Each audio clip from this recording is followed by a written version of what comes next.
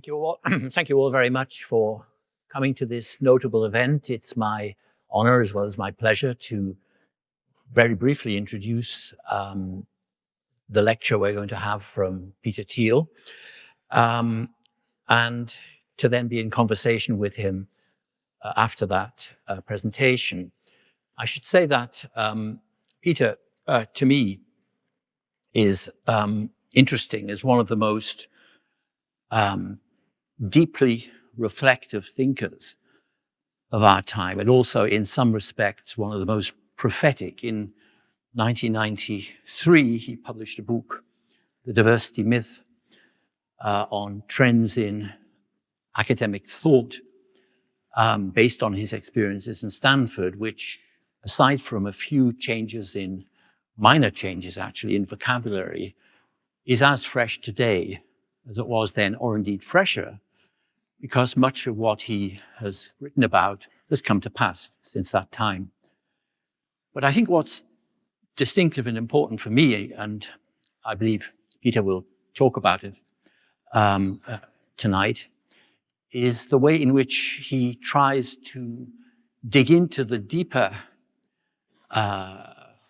causes and sources and roots of present intellectual and cultural, as well as economic and political trends, and to unstick our thinking, to unfix it, because just as this book, I think, illustrates, we've not moved on.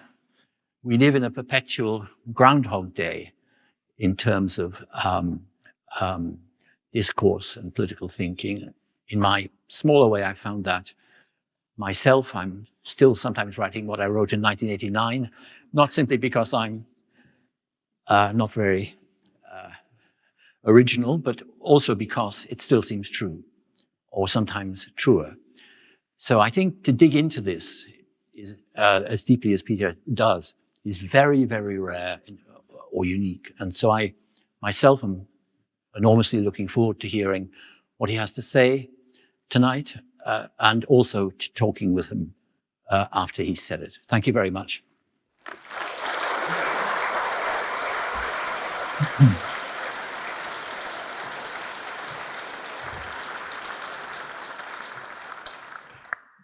Thank you very much. It's a tremendous honor to be here this afternoon.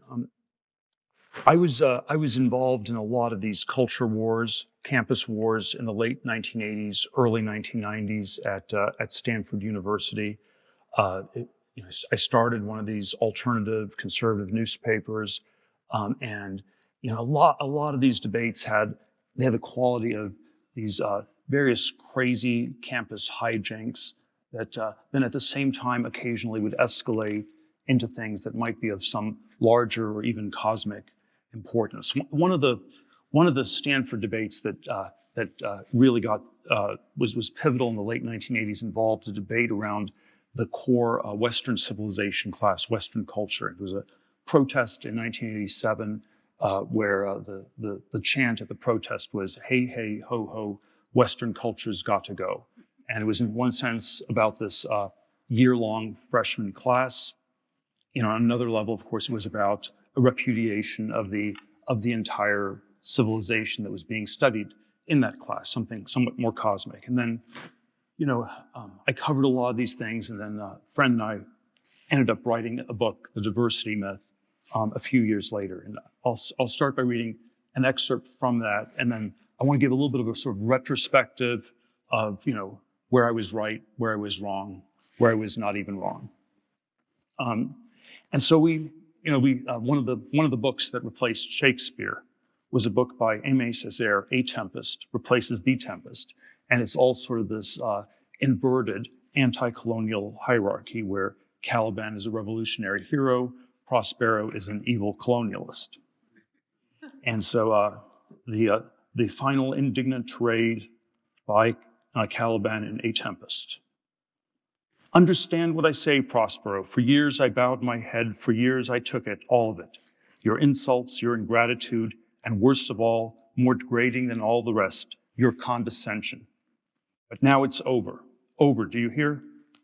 Of course, at the moment, you're still stronger than I am. but I don't give a damn for your power or for your dogs or your police or your inventions. And do you know why?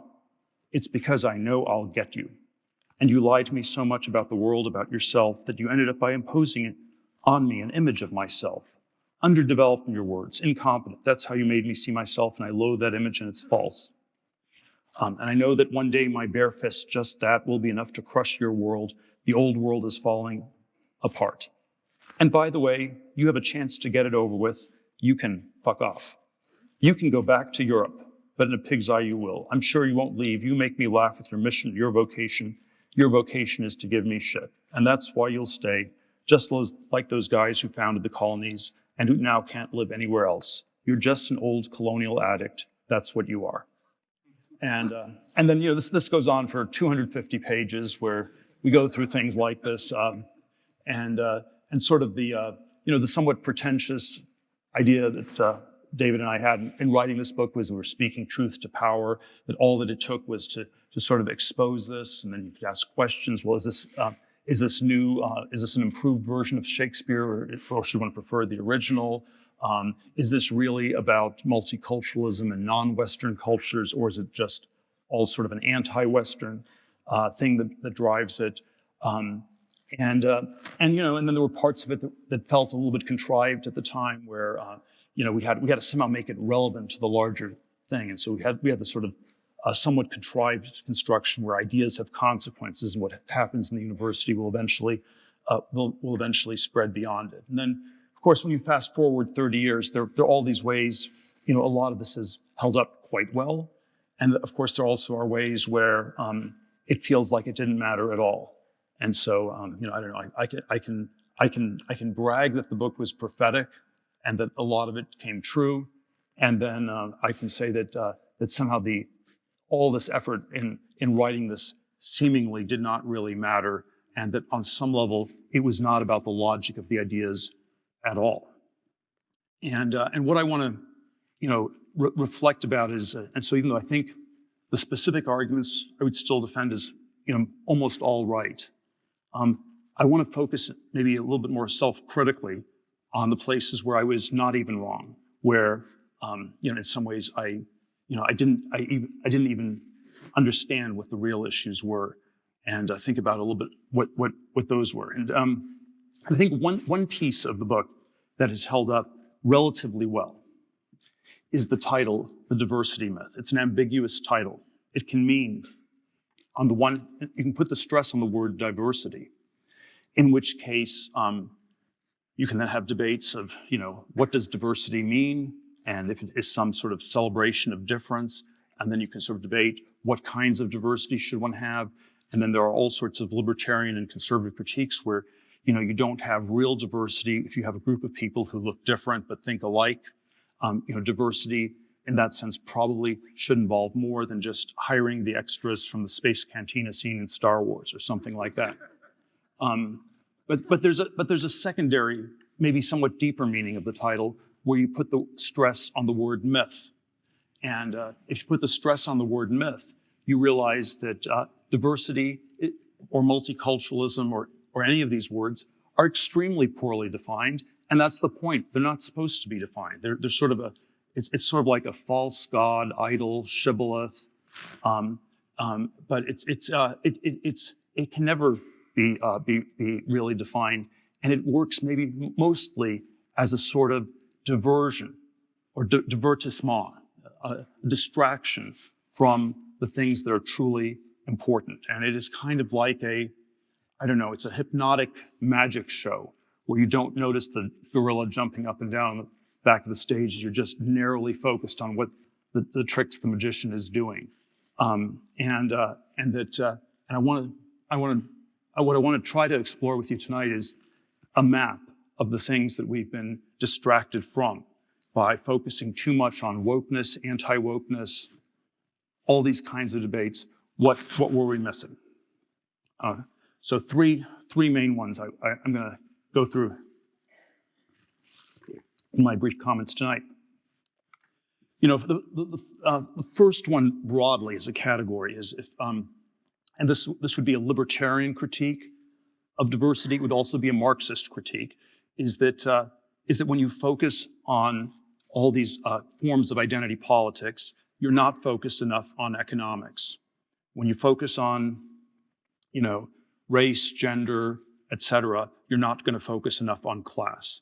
And so I think there is, and there is, even though I'm not a communist or a Marxist, I find that even the Marxist critique probably has quite a bit to it, where if you had what would be a Marxist analysis of a diversity administrator? And if you had Karl Marx or Rosa Luxemburg here, I think they would suggest that these people are roughly in the same category as a bank robber or a prostitute, because they're sort of it's a form of crony capitalism. It's sort of a reactionary class that's somehow taking advantage of the system. And then if we actually sort of look at the history of this, where, in some ways cultural Marxism replaced real Marxism, in the 1970s, it roughly at least correlates with the period when, inequality grew massively, when the economy started to stagnate. And so when we stopped thinking about the economy, there are sort of various perspectives from both the left or right economics perspective where something there ceased to work all that well. And then of course even economics is sort of somehow in a libertarian or Marxist form, it grounds you into substantive material type things.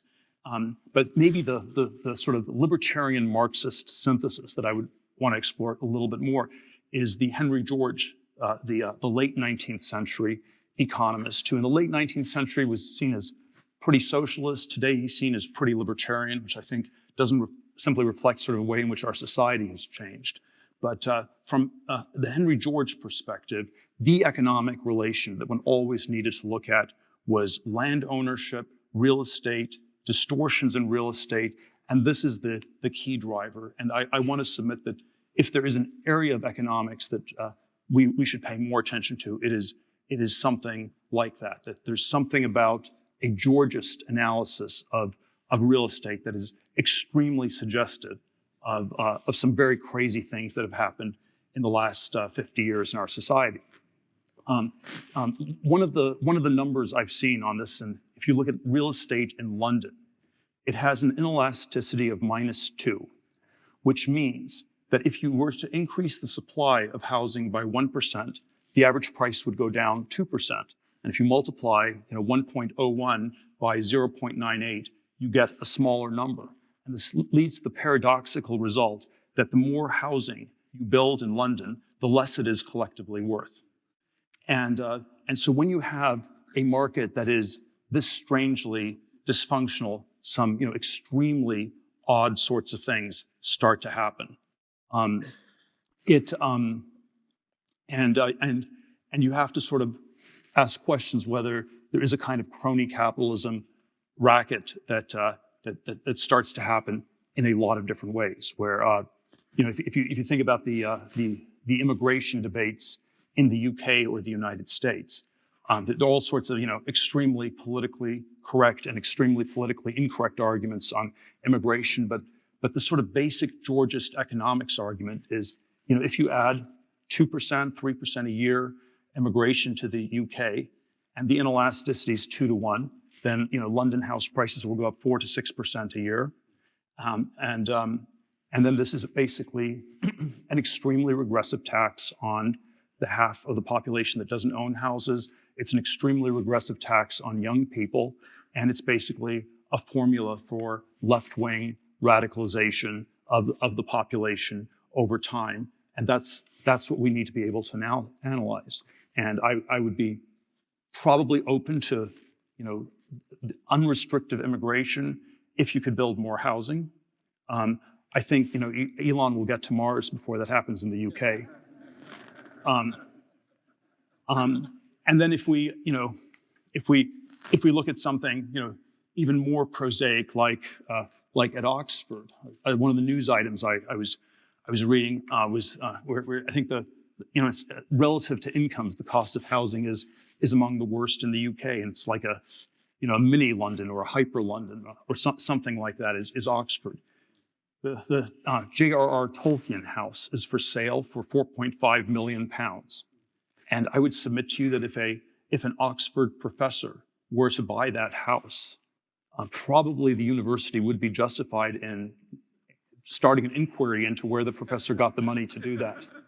And you have to sort of ask, what are, and then of course, if you can't have single family housing, if there is no family formation possible for anybody in academia, is it really any wonder that you get this kind of nihilistic proletarianization of the faculty, of the students, of the younger generation? And where if you do not solve this sort of problem, it doesn't matter what you do with all these other debates. To use an American example, 2007, San Francisco, New York, I thought we were at a ridiculous housing bubble. Prices were, completely insane. The rents were out of control. Same thing in London, 2007. If you had told me, we'll fast forward to 2023, the prices are going to double. I said, this is just completely impossible. How could this possibly happen? People would move. They move to a different place. And if you had said, well, but just assume they doubled, what would have happened? And I'd be tempted. I don't know if I would have predicted this, but retrospectively, one might say there must have been some crazy ideology that infested people's minds. And so, if you're a gay person living in Manhattan, maybe you're told that if you move to a suburb, you'll be beaten up by people with bats. And so you have to pay a gay tax and live in a big city. Or if you're a woman living in a rat-infested apartment in San Francisco, and you fantasize about a nice suburban house in Reno, Nevada, maybe you will be told that, well, if you move to Reno, Nevada, you're going to be chained to your bed until you are forced to carry a baby to term. And that sort of all of these kinds of things would have intensified. Now, I don't have to, if we analyze wokeness in terms of real estate, you don't have to go the full conspiracy theory. So I'm not arguing that something like Roe v. Wade being overturned was a conspiracy by left-wing urban slumlords in the U.S. or something like this. But if you have a negative inelasticity, the sort I described with London, the kinds where this creates trillions of dollars of value that gets redistributed, shifted in a sort of socially toxic way, isn't it even odder for us not to ask the question? Maybe not a full intentional conspiracy, but at least it's an emergent property. It's the kind of thing that we tolerate. I will leave it as a politically incorrect exercise to you in this room to think about the craziest woke excess in the UK of the last 10 years or so. And then think about how it increased aggregate housing prices in the UK. And again, not saying it's causal, but just saying that maybe if you could stop the housing racket, you'd start to get to the roots of this woke disease. Now, when one moves beyond this sort of very, very stuck economy, a second big area where this focus on identity politics, diversity, tends to focus us on all these debates within the humanities. And this was also the direction of the diversity myth book. You just go through all these things that go wrong in the humanities and in the liberal arts, things like that.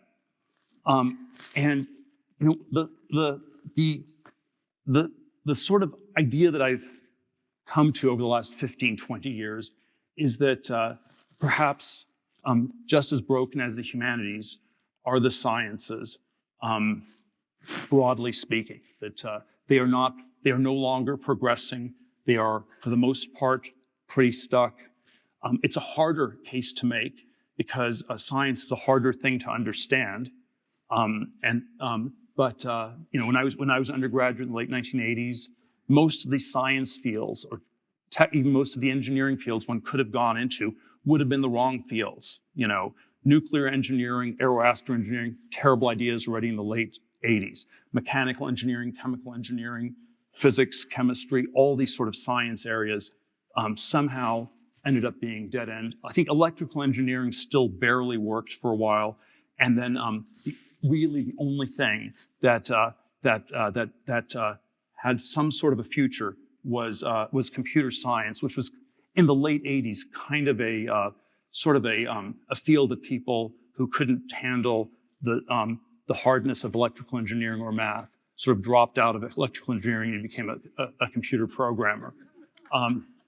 But the rough picture of scientific technological progress I have is that for maybe the last 50 years we've had a narrow cone of progress around the world of bits, computers, internet, mobile internet, software, but that the world of atoms, which is the world we're embedded in some sense matters more to us as human beings, has been strangely stuck. And this is even in the word technology, which in some ways technology is just that which is progressing.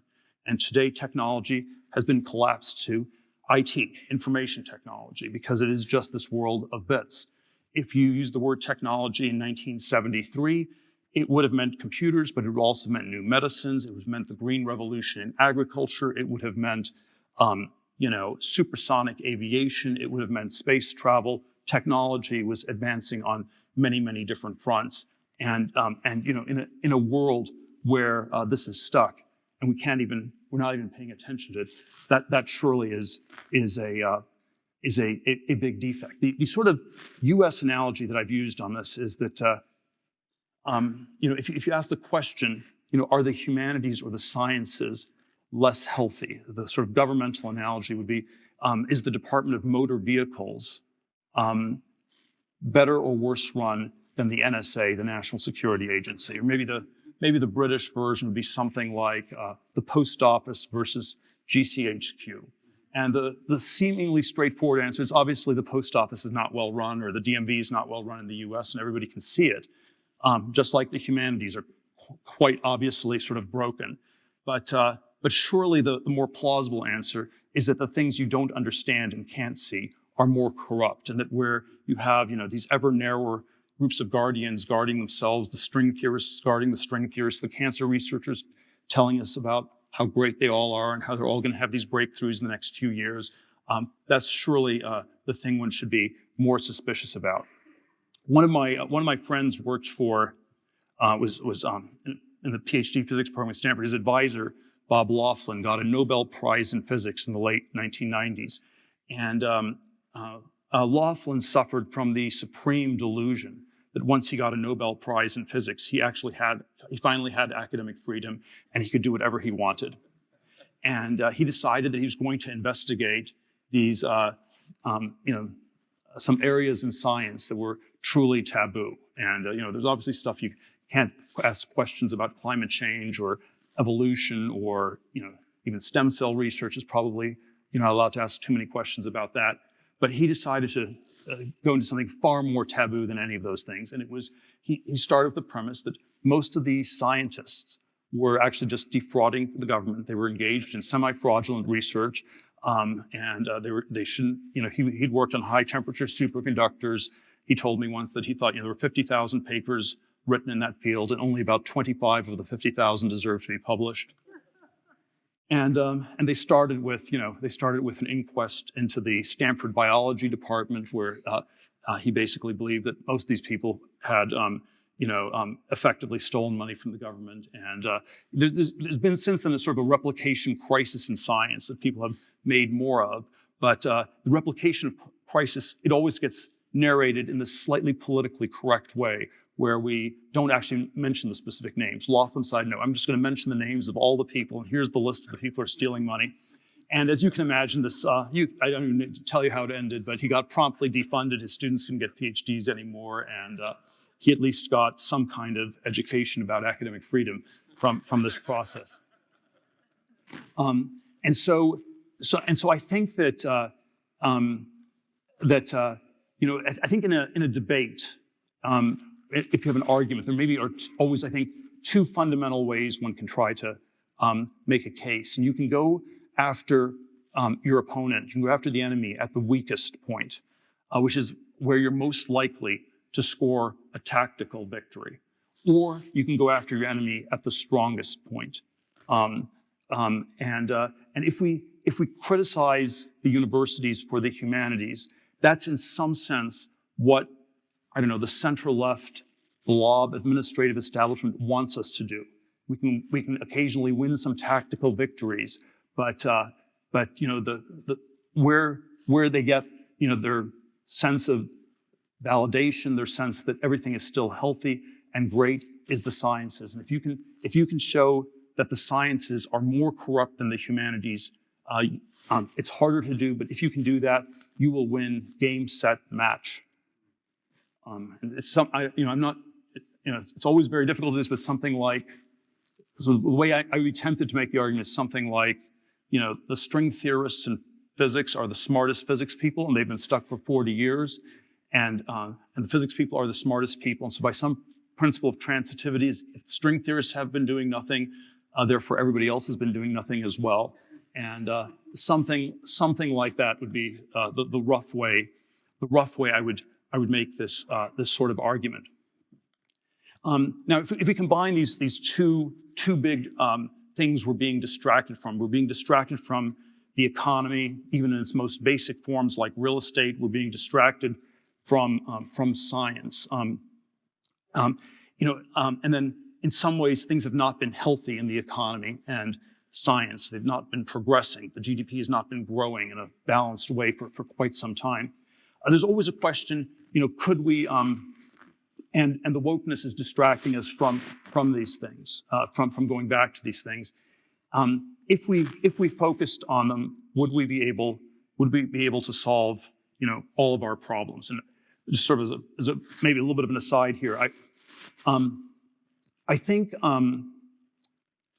the temptation has always been to find a straightforwardly economic solution to, my version is that broadly science and tech have been stagnant for something like 50 years, and the temptation has been to find some kind of economic fix where we don't, because getting science and tech back on track, it does sound pretty hard.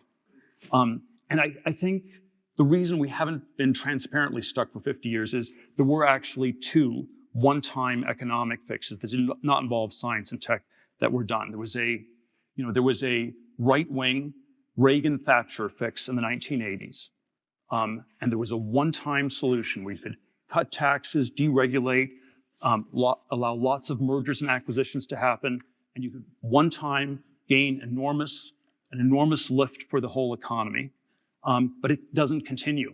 You can lower taxes from 70% marginal rates to 28% like they did in the US, but that's a one-time lift. It worked from 1983 to 1989, and then by the late 80s it was exhausted, and we went back to the culture war debates. From the 1970s, they came back in the early 90s.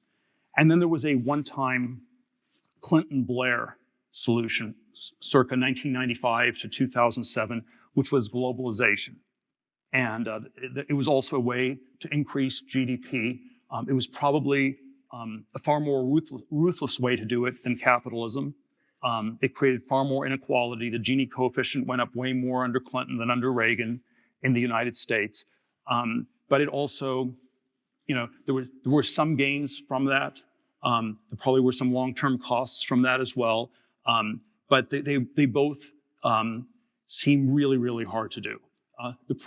Probably there's a way in which the center right is in a healthier place than the center left, because on the center right we don't really think we can go back to Reaganism. On the center left, there still is some idea that they can go back to Clintonism, or going back to Thatcher in the UK seems hard.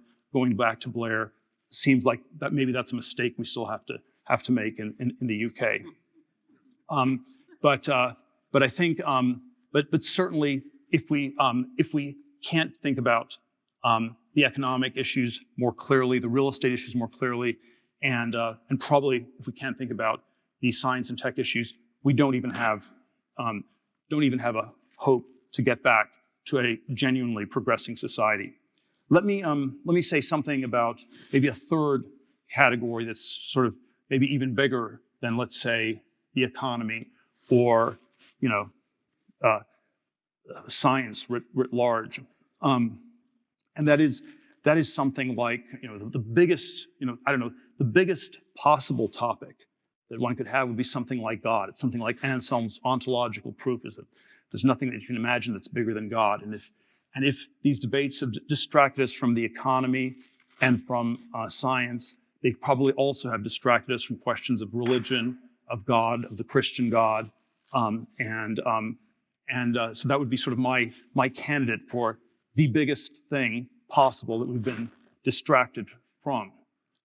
And as with the sciences and with the economics, it also it's an odd thing for us to be distracted from because it is so suggestive and suggests so many different ways that this kind of debate should be reframed.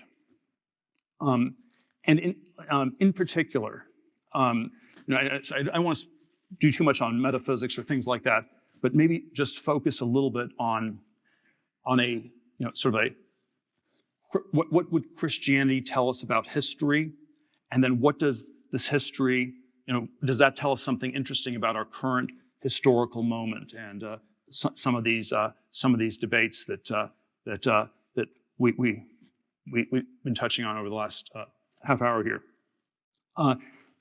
And basically, the basic thesis I would have would be that, framed a little bit provocatively, would be that perhaps the original progressive was simply the Christian God.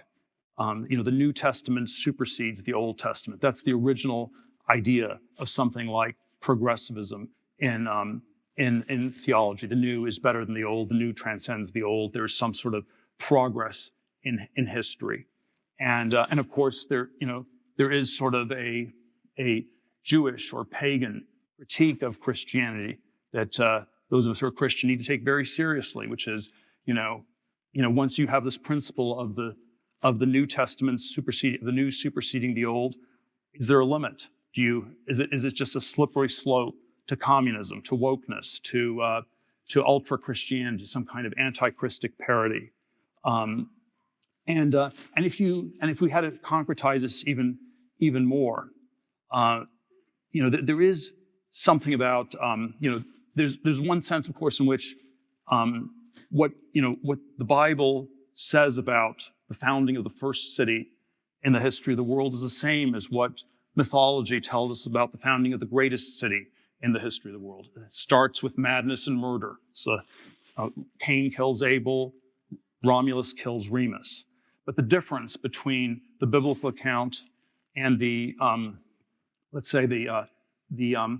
conventional religious account is that the conventional religions take the side of the city. Rome takes the side of Romulus.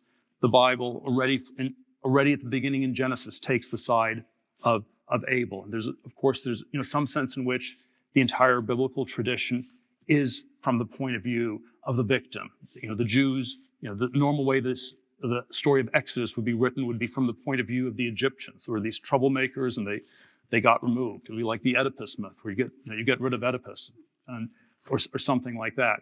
And then of course there is something like this in the Christian story itself, where it is a sort of inversion of perspectives, and this elevation of victimhood, this idea that this is central, surely was one of the key pieces of it. I think it's sort of the late Nietzsche when he was sort of going mad. Sort of had this. It was always we need to go back to the strong classical world where the victims don't complain, and all this stuff is sort of healthy and robust, but he sort of had some sense this was not the way history was going, and it was sort of towards his madness was sort of, God of the Jews, you have won. He sort of had a sense that but the 20th century, we're about to go, into overdrive on victimology and things of this sort.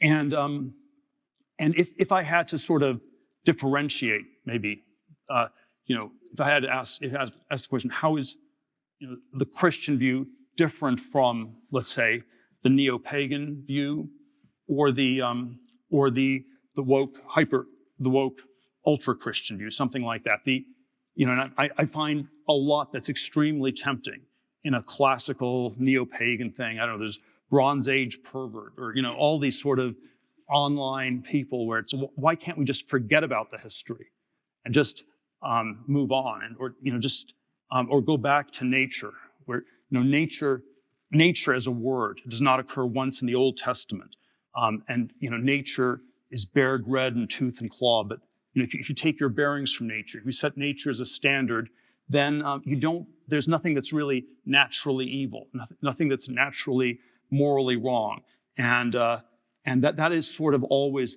let's say the right-wing, pre-Christian, neo-pagan, Nietzschean, Renaissance humanism, all these different versions, temptation to sort of go back to that. And then on the other side, I would say something like let's say the woke, liberal,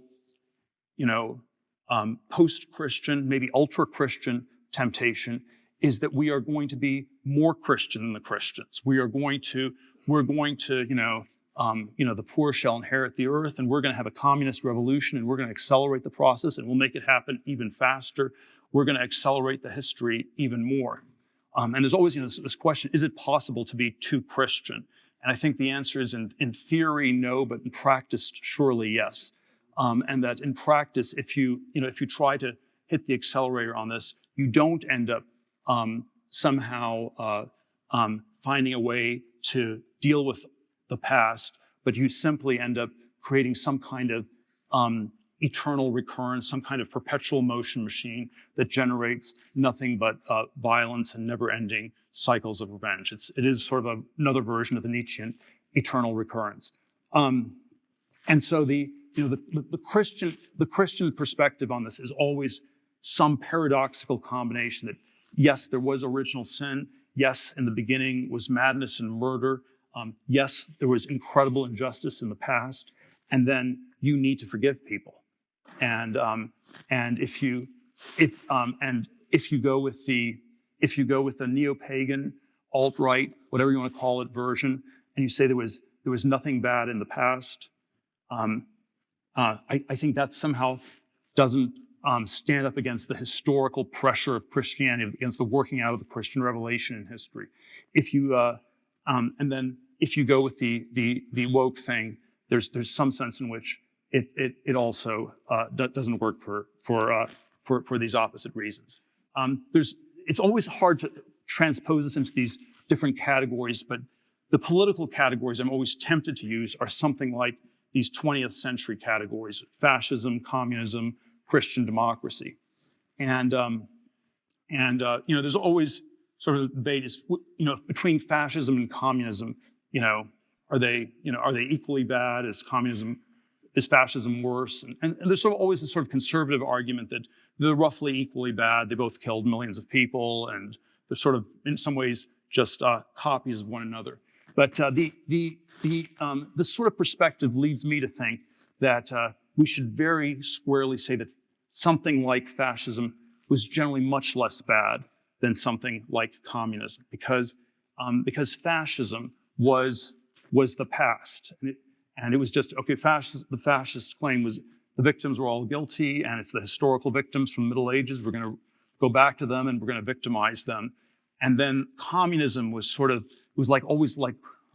more in the future, and it was we're going to go after the victimizers. We're going to victimize the victimizers. It was sort of too clever by half, and that was always the far more powerful, the far greater temptation in our world, and that's why even if someone like Bronze Age pervert or Ayn Rand is somehow wrong in their sort of whitewashing of the past, it probably is always at the end of the day the more innocent mistake to make, because we're in this world where something like the hyper-Christian wokeness, the original sin with no hope of forgiveness, is the greater temptation. It's let me end with maybe one thought. I've given you three very big things that we've been distracted from: the economy, science and tech broadly, the Christian God. But there's always a sense in which you say, well, the more immediate thing is still always these political questions, and we're in this political question. And so maybe if you have to have a political answer of what are we being distracted from politically? Where is wokeness distracting us from more important things that are immediately political? I would suggest maybe one way to start is to think about the etymology or the sort of the word, of the term political correctness, where political correctness, by the 1980s, it already was this conservative term that conservatives used to criticize sort of intolerant liberals. But if we go back to the 1970s, political correctness was actually a term liberals used to describe themselves, where they were sort of like really, really progressive and really politically correct, and that it was a term of self-congratulation. And if you went back to the 1950s, the original meaning of political correctness was that it was you were a politically correct comrade because you were following the orders directly from Moscow, and you were following the party line of the Communist Party. And so if we go back to the original meaning of political correctness and sort of think that the real problem is something like communism, even though it's communism, fascism in the 20th century were youth movements, and we're sort of dealing with a gerontocratic version of this. So it's different demographically; it's very different. But something like ultra Christianity, communism, this set of things is the real problem today. And so this is a great simplification, great reduction. But when you could do much worse than whenever you hear the term DEI to just think CCP. Thank you very much. Well, let's begin to explore these very deep questions and profound thoughts that have been put before us. And I think we should recognize that they're all attempts, I think, Peter, to shake us out of our distraction. There were three types of distraction here. The first one was the way in which debates about woke and anti-woke, about culture, very often lead us to turn our thoughts away from fundamental contradictions in economic life. And this is a way in which Peter's way of thinking combines certain aspects without being a libertarian or a Marxist of libertarian and Marxist critiques of our current economic regime. The second was, and which I found particularly fascinating, was the way in which the kind of paradigmatic contrast which many people, including I myself, have made between ethics and politics as not being highly progressive and science and technology as being highly progressive, as being prototypically progressive, is not in fact substantiated by the actual evidence that sciences and technology, except in a few narrow fields, have been stuck in the same categories of thinking and the same theoretical frameworks and even the same types of technology for about 50 years.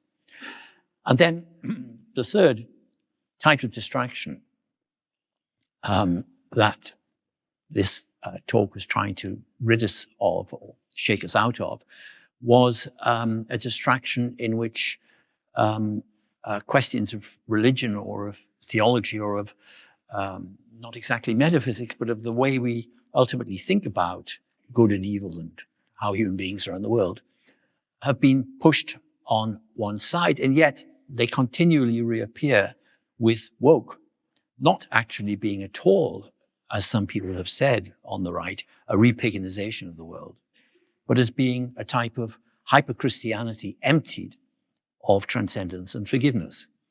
And that leads to, I guess, my question to you, Peter, is there some way out of this? Because in a way, I think one of the things you said, which was most interesting, was the attempt to, in the 20th century, in fascism and other types of thinking, or now in interesting writers like Bronze Age Pervert or earlier on Ayn Rand, what they were doing was, I would think in your terms, Peter, it was actually very interesting, but impossible, because you can't, would you think this is true? You can't actually get back to a classical or pre-Christian view of the world in which energy and vitality and power are what matters and victimhood is contemptible or unimportant once Christianity is there. So we can't go back. And that's true of the previous two. We can't go back to earlier forms of science. We can't go back to earlier forms of economic thinking. Although I thought what you said about Henry George was very interesting. Are we really stuck? Can you actually, is it possible to unstick us? I think it is, because I think you're already unsticking us tonight. Where would you think that there's the best chance of unsticking us? Well,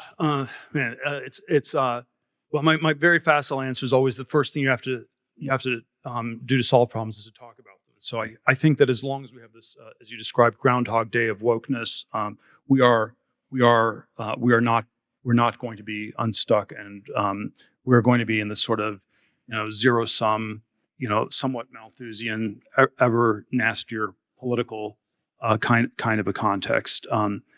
I think there certainly are ways. There probably are ways. All three of them could be, ways we could get unstuck on all three dimensions. I think there's some way that the pure capitalism, pure globalism things probably don't quite work in economics.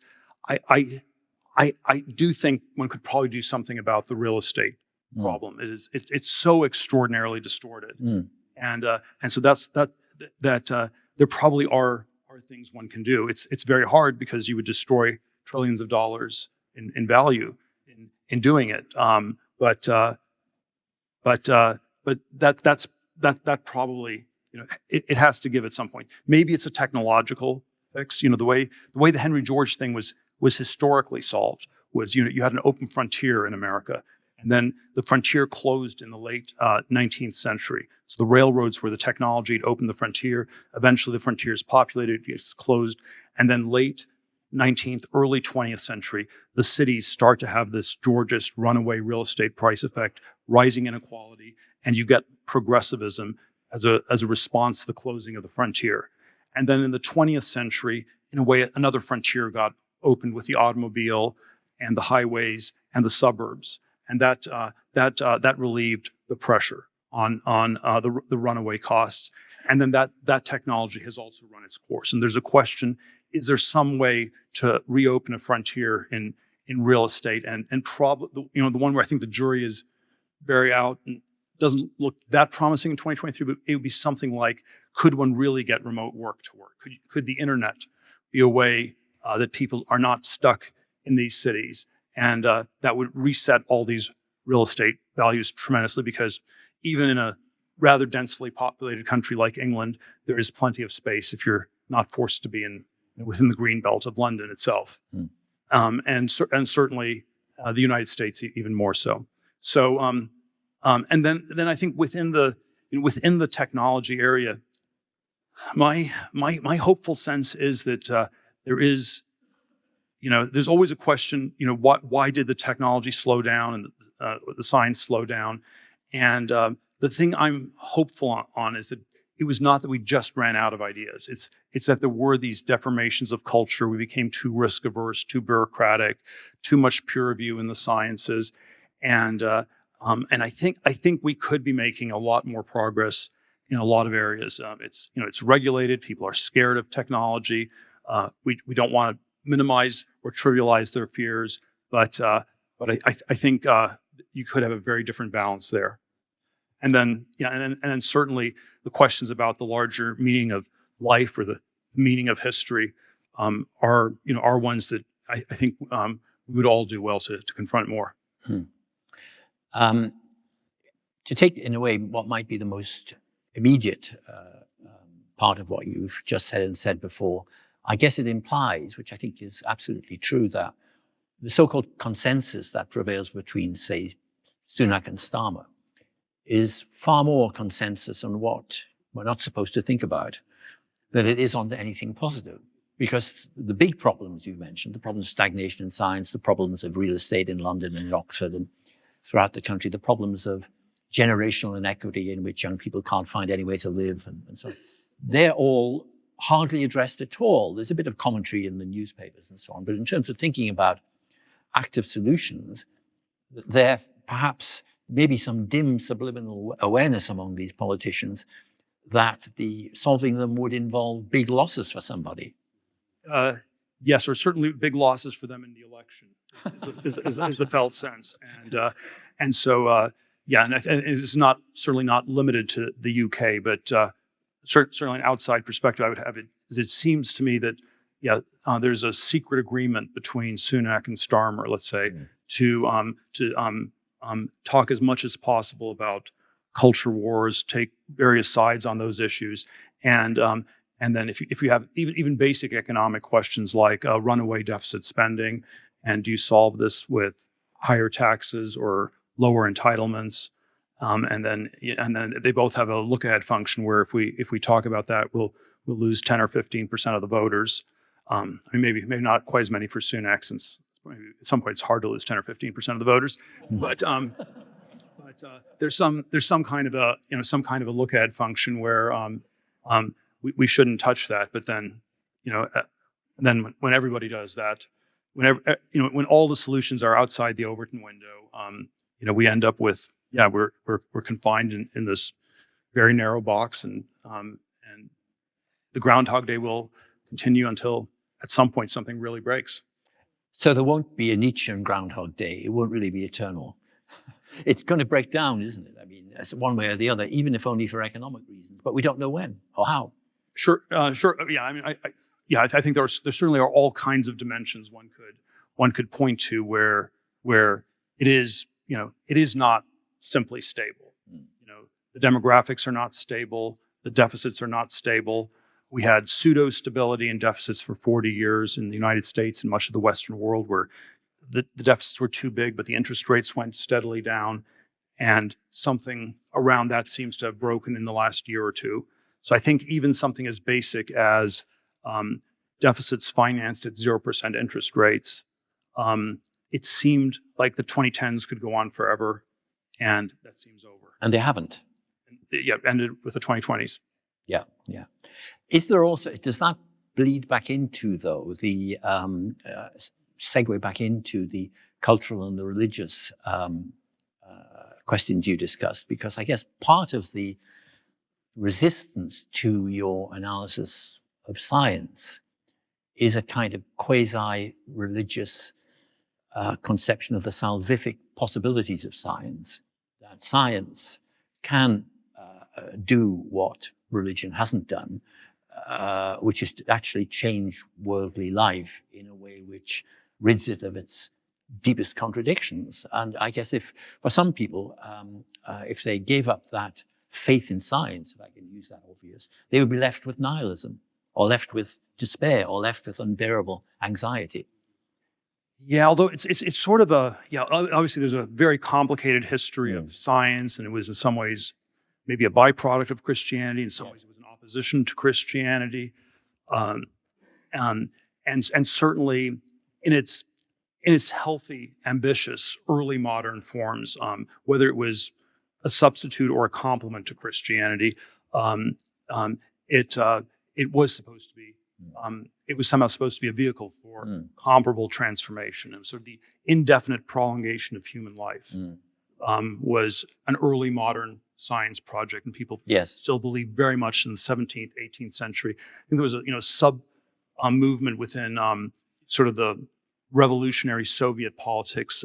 It was still very healthy in the 1920s, called cosmism. Yes, where a part of the project of the revolution had to be to physically resurrect all dead human beings. Yes. And because if science didn't do that, it would be inferior to Christianity or something like that. That's sort of one of their slogans. They had to adapt themselves, the cosmos, to the Soviet and Bolshevik reality was "Dead of the world, unite." Because they wanted to bring back not only that everyone in the present generation would live forever, but that all the people who'd ever died would come back.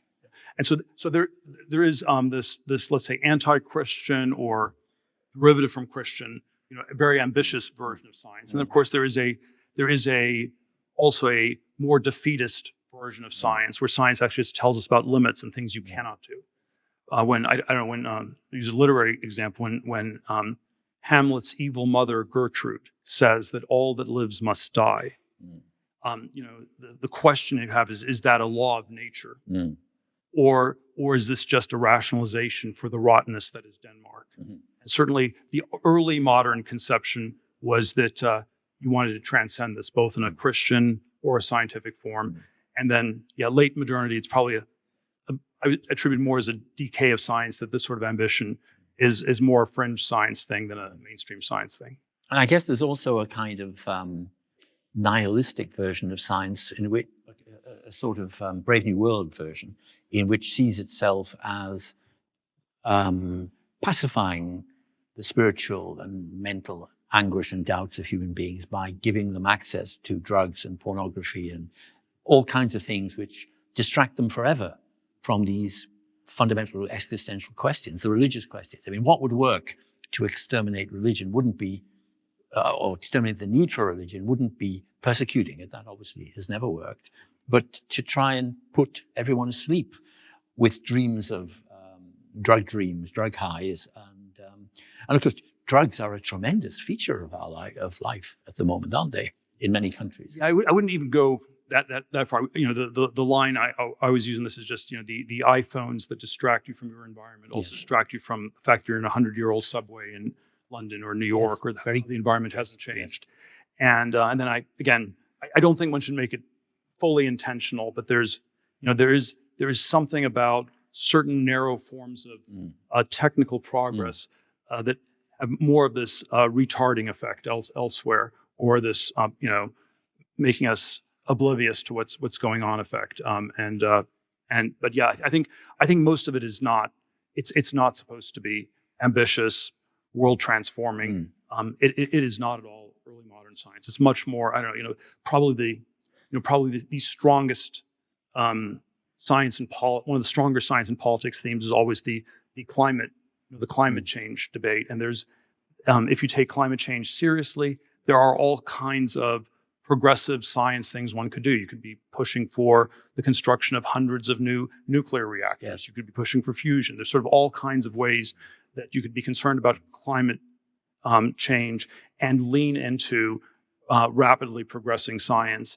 And then in practice, it's much more that maybe you should just ride a bicycle or something like that. And so it's somehow a lot of science has this Luddite feel, even though it's obviously you can find lots of different things. Or start eating insects rather than beef, because beef.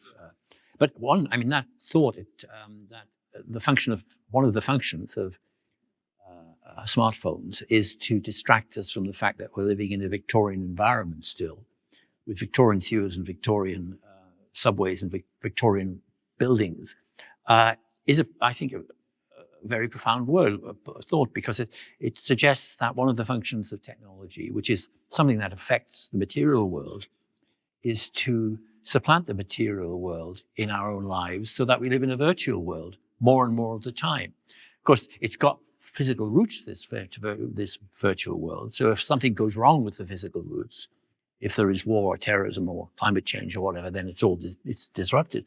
But that's part of the way it works, isn't it? Well, certainly that's the part of technology that's been healthiest, has been still the most progressive, is this narrow cone around this virtual world.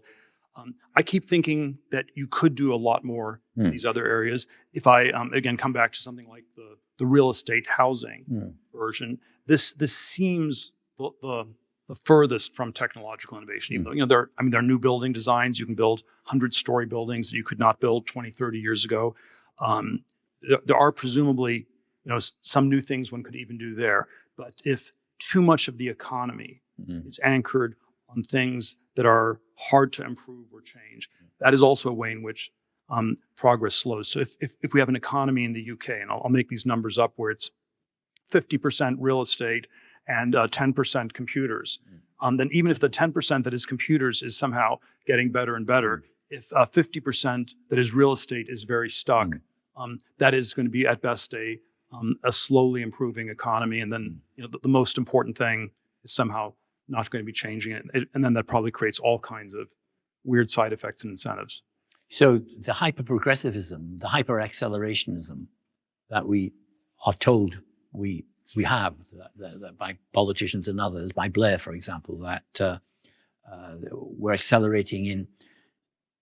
Well, it does not show up in the per capita GDP numbers. It does not show up in incomes rising faster than rents. Yes. So I just think the rebuttal is simply on the real estate side. Yes. That. Yes. And then you can be told that people don't want to live in houses anymore. They don't want to have families. They're conscious. You shouldn't have children because you should just be eating insects. But at some point, this is really a parody, not really progressivism. I didn't attend it, but there was a meeting in London of Blair and some of his disciples in many parties, including the Conservative Party, in which, for him, the next phase of acceleration was precisely the one in which your analysis suggests there's been the largest and most neglected stagnation, namely technology, which is that globalization might not have gone far enough, he's saying. We've retreated from it. We shouldn't have, but we have. And it's still going to go on, but we're resisting it. So how can we cope with a situation in which we're not getting enough acceleration from globalization? Well, we'll accelerate the technological side. And yet, if what is accelerating, it's going to be AI and the virtual world, I guess. But he thinks that we can solve our problems in medical care by AI. That's the solution for him. Look, it's always dangerous for me to comment on too much on British politics, but my sense is that Blair occupies this very, very strange place where it is this past. It obviously does not work. We obviously cannot go back to the sort of globalization that he represented, or doing more of it in some sense doesn't work, but it never gets articulated. And so it has a very different quality than, let's say, Thatcherism, where there's, and again, I was in some ways very sympathetic to Liz Truss, but there's some sense in which it didn't work, and somehow it's clear that we somehow can't go back to Thatcherism, or doing more of Thatcherism isn't going to be a solution. And then, whereas on the left, it's in this very strange in-between zone where somehow Blair is not being run as a candidate for prime minister officially. If he ran, but again, I'm just going. If he ran officially, one suspects it would work very badly. Yes. But then, if you're someone like Starmer, what labor leader do you want to emulate? Do you want to emulate Attlee, which probably is not that doesn't work, and then maybe Blair is the only other one on offer, and so that's sort of the default idea, even though it never gets articulated, which tells you it's probably not very good. Absolutely. I mean, I guess the difference is that when this Truss wing of the Conservative Party wants to go back to Thatcher, it's because they see that as a radical moment and they want to repeat the radical moments. But of course, radical moments are very hard to keep repeating all the time. Well, they're hard to repeat by doing the same thing. Doing the same thing. Right? So it's certainly, there was a one-time move to deregulate and lower taxes, and then not clear one can doing it the second time does as much good. McKinsey was a real thing in 1985 in the United States. If you hired a consultant, they actually helped you improve your company, because the companies were badly run. At this point, McKinsey is a total racket. It's just all fake. Yeah. And so if you have a Reagan, if you have a, and the Reagan Thatcher administrations, they empowered McKinsey because they allowed more companies to be acquired and more M&A activity to happen, and it was a somewhat brutal but very powerful reorganization of society, and that was possible, and that was the right thing to do in the 1980s. At this point, McKinsey is not ever going to be anything other than a super corrupt fake racket in 2023, and so we can't go back to that specific thing. It's fascinating the way in which the product of these revolutionary changes in the economy and society and thinking produces a proliferation of rackets in science too, and I guess that's connected with fakery. That's to say, so many of the phenomena around us are fakery. I don't know if it has to happen that way, but one of my colleagues, maybe this would be another way to link the sciences to the wokeness problem, but is that institutions, it has this term, institutions have embedded growth obligations, egos. In short, EGO, embedded growth obligations. And so a healthy institution in some sense is one that has this exponential growth. And if you have exponential growth, there will be more jobs and everyone can get promoted. And there's sort of a way that if a company has exponential growth, that's a healthy company. And there are other versions of this in different forms. And then at some point, maybe the growth stops. And when the growth stops, you have a choice. You can maybe become more honest and say, well, the university isn't growing anymore. There'll be very few faculty slots available. If you're in a PhD program, we're gonna make sure that 80% of the students drop out of the program within 6 months, so they don't waste their time. And we're going to be honest about the fact that there's no growth. The thing that I think unfortunately happens a great deal is you just lie, and the institutions become sociopathic, where they pretend that the growth is still going on, and then it's only years and years later that people figure out that there are no jobs, and it doesn't, and the wokeness was just it's just a distraction. It's sort of like if you have 10 graduate students in a chemistry program and there's a job for only one of them, and you're having fist fights over beakers and Bunsen burners, and you're in this sort of Malthusian struggle, and there's one person who says something slightly racist or slightly inappropriate. I mean, it's such a relief. You can throw that one person off the overcrowded bus, right? But again, so these are natural things to happen. But surely we would do better to find ways to get back to growth in as many places of our society as possible. Indeed, because what you just said is that the solution to non-growth is persecution. You can eliminate various people from the competition by cancelling them, pushing them out. They're not there anymore. They're what was termed in the first constitution of the Soviet Union back, I think, in 1918, 1919, former persons.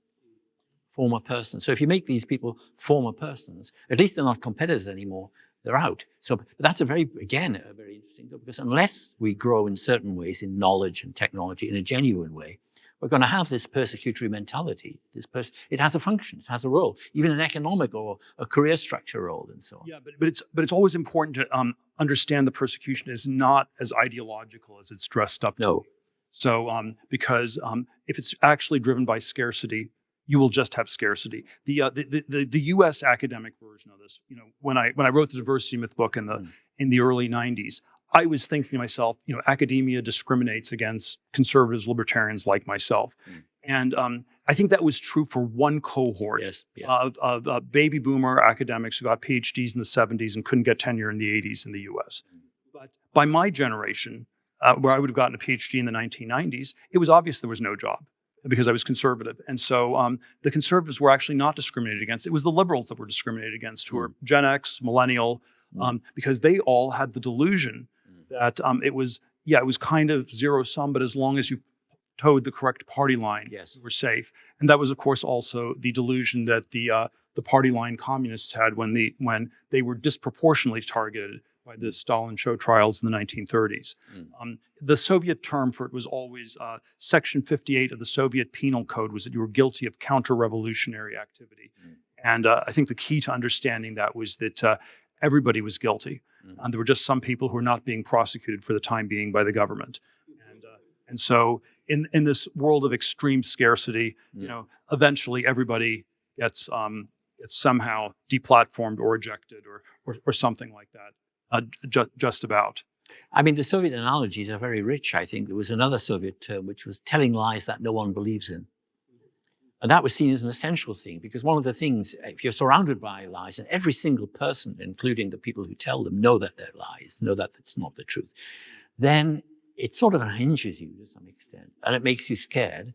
And also because the party line, what determines what's a lie and what's a lie, changes inexplicably all the time. And I think in a way we've progressed beyond the Soviets now in that respect, because we've really got to the point where no one really knows what the party line is, but everyone's terrified from deviating from it. It's the postmodern version of the party.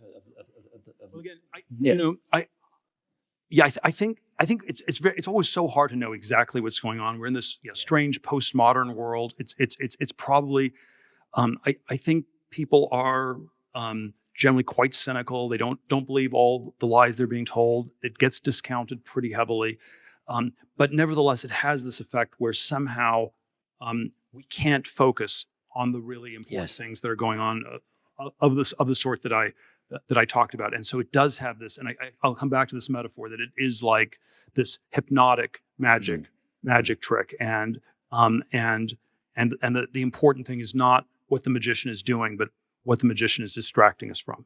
Mm. And maybe even the magician is taken in by the sleight of hand. Maybe it's easier to live with oneself as a magician, a political magician, a technological magician, if you really think there's something in it, although you can never quite see what it is, because the trick is almost bigger than you. There's a whole division among magicians between the ones.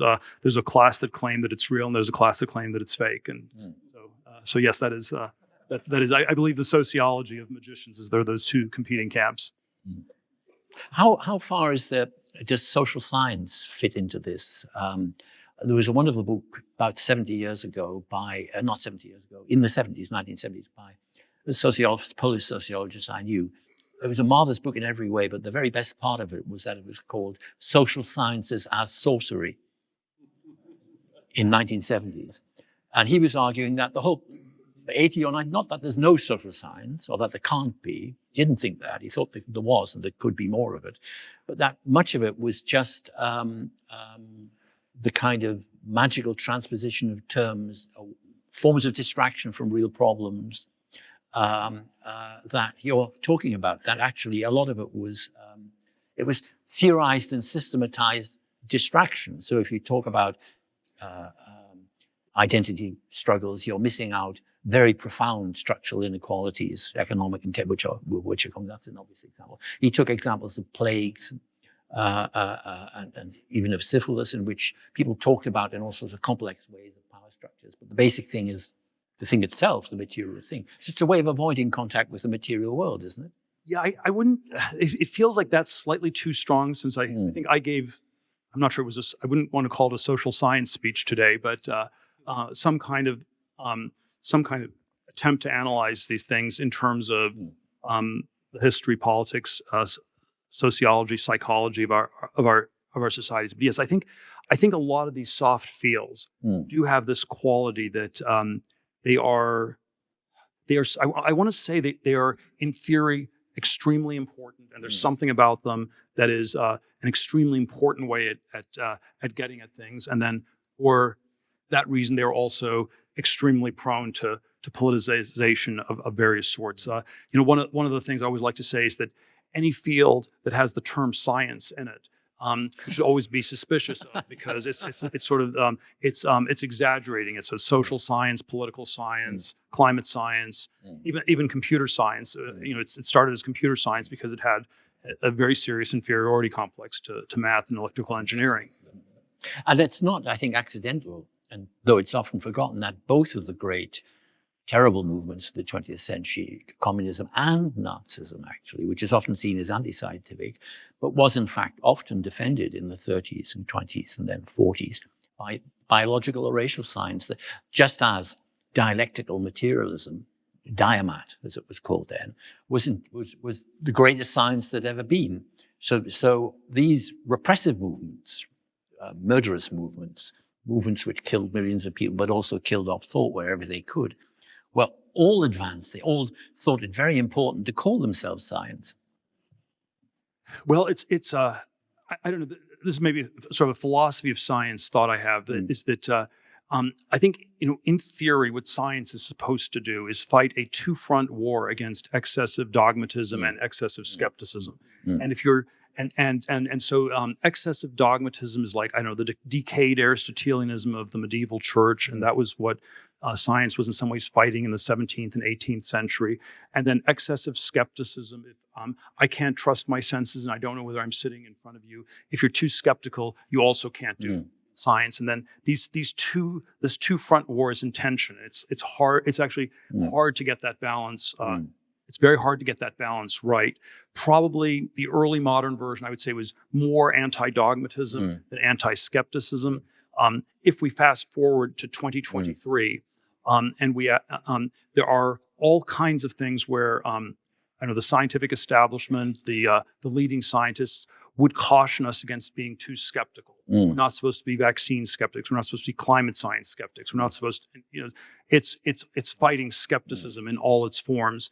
And then, I'd be hard pressed. I could maybe, if you held a gun to my head, I might be able to come up with one or two things, but I'd be very hard pressed to come up with a single instance where a scientist would say, this is an area where science is too dogmatic today in 2023. The string theorists wouldn't say we're too dogmatic about string theory. But just very, very hard pressed to say where it's too dogmatic.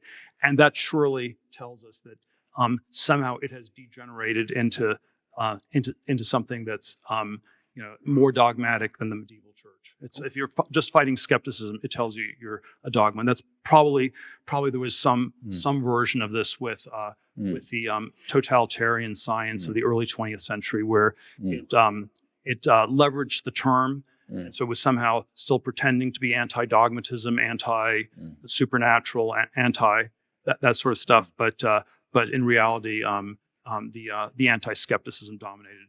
Which leaves us in a situation with the near impossibility of empiricism, in the sense of a way of thinking which tries to connect with facts in the world. So if you say, well, actually racism in certain contexts is less prevalent than these claims which have been made suggest, someone will say, you think that because you're a racist.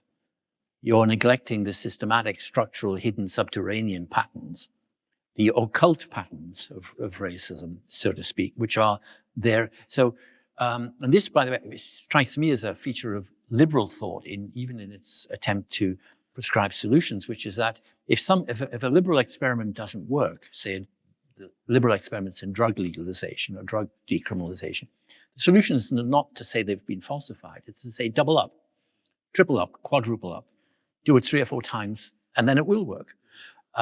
So can we I wouldn't say get back to empirical thinking, because I guess science was never that closely empirical, but closer to it than we've been, in which someone will accept that we are too dogmatic about X, Y, Z. That maybe we don't know the answer. Maybe we've actually got to go out and check things to see what's happening. Well, there's empirical thinking, there's analytical thinking. I would like us just to get back to thinking. The hardest of all. Let's try to do that. I'm wondering if that might be the moment on which I can thank Peter for stirring and stimulating, fertilizing my thinking on all of these issues, and whether we can all thank him for coming here and enabling us to receive his thoughts and start thinking